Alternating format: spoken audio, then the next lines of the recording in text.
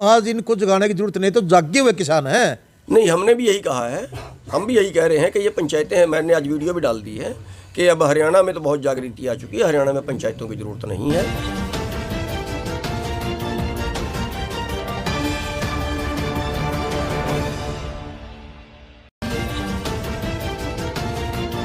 टोहाना में आए इसलिए मैं सवाल करूँ आपसे, यहाँ के खाप नेता ने कहा है कि महापंचायत करने की बजाय टिकरी बॉर्डर पर भीड़ जमा की है, तो आप क्या जवाब देना चाहेंगे? नहीं, हमने भी यही कहा है, हम भी यही कह रहे हैं कि ये पंचायतें हैं। मैंने आज वीडियो भी डाल दी है कि अब हरियाणा में तो बहुत जागृति आ चुकी है, हरियाणा में पंचायतों की ज़रूरत नहीं है। हरियाणा से और पंजाब से पंचायतें बंद करें। जो दूसरे स्टेट हैं, दक्षिण साइड के स्टेट हैं, हमारे दाएं बाएं के हैं, उत्तर प्रदेश है, राजस्थान है, उनमें हम ज़्यादा जोर लगाएं पंचायतों पर और यहाँ की पंचायतें बंद करें। विषय तो ये है कि आज जो आंदोलन चल रहा है ये केवल किसान आंदोलन नहीं है, और ये केवल किसान के लिए नहीं है, सारी जनता के लिए है। जो पूरे देश का जो भोजन है वो चंद लोगों की तिजोरी में जाने वाला है, और उससे जो मोल खरीद के खाने वाला है, जो हमारे मजदूर भाई, शहर वाले भाई, जो भी जिनके पास ज़मीन नहीं है, वो सारे मोल लेके खाएंगे। सबसे ज़्यादा नुकसान उनका होगा। बेचने वाले का तो इतना ही होगा कि उसको थोड़ा सस्ता बिक जाएगा, लेकिन उसके पास घर का आधा सामान पैदा हो जाता है। लेकिन जिसने सारा मोल लेके खाना, उसके लिए तो उसको तो हर चीज़ में ब्लैकमेलिंग, काला बाजारी झेलनी पड़ेगी। तो एक तो ये सबका आंदोलन है, और हम सबको आह्वान कर रहे हैं कि हमारे शहर वाले भाई, व्यापारी भाई, वो भी चौपट होने वाले हैं, आड़ती भी चौपट होने वाले हैं, और मज़दूरों को महंगा मिलने वाला है। जो हमारे दलित भाई हैं वो उनको और उनके पास कंगाली आने वाली है। तो उन सबको इस आंदोलन में लगना चाहिए। उन सब से हम आह्वान करते हैं, और एक प्रोग्राम था कि हम संख्या दिखाएं कि लोकतंत्र में कितने लोग इस आंदोलन में सहयोग कर रहे हैं। जगह जगह पे जो पंचायत उसमें भारी भीड़ आ रही है, ये एक हमारा दिखाने का प्रोग्राम था। लेकिन पहले वार्ता का दौर चला, उसके बाद जो है अब लगातार जो है धरने प्रदर्शन भी कर रहे हैं, लेकिन सरकार जो है मान रही है। क्या चाहती है? आपको क्या लगता है कि सरकार की क्या मंशा है?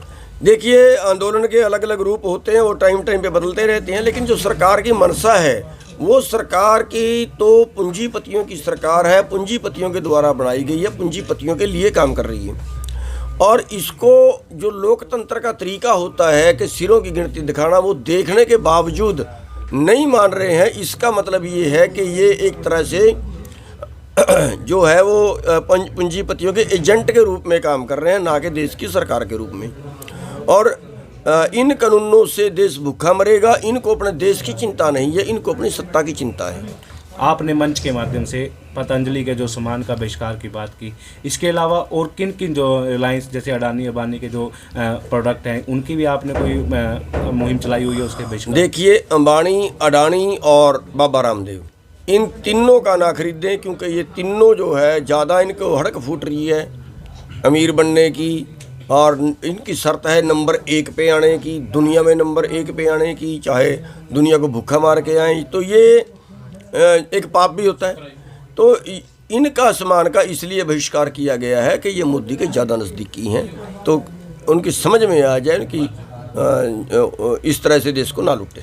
हरियाणा की बात करें तो हरियाणा में जो पंचायतों का कार्यकाल है वो ख़त्म होने वाला है 2-3 दिनों में। अब आगे चुनाव आएंगे, क्या आप कहना चाहेंगे कि क्या ग्रामवासियों को, किसानों को क्या आह्वान करना चाहेंगे? देखिए, हमने सबको ये आह्वान किया है कि चुनाव कोई भी हो, जिस भाई ने इस धर्म युद्ध में, इस आंदोलन में समर्थन नहीं किया, उसको वोट ना डालें, बाकी किसी को डाल दें। सवाल पार्टी का, सवाल बरादरी का नहीं है। सवाल ये है कि जो इस धर्म युद्ध में साथ नहीं, उसको नहीं डालना, बस बाकी किसी को जो अच्छा मिलेगा उसको डाल दो। कल देखिए, पहले तो हम सारे भाइयों का धन्यवाद करना चाहेंगे जो रेल रोको पूरे देश में सफल हुआ है, उनके लिए सभी जनता का, सभी भाइयों का बहुत बहुत धन्यवाद।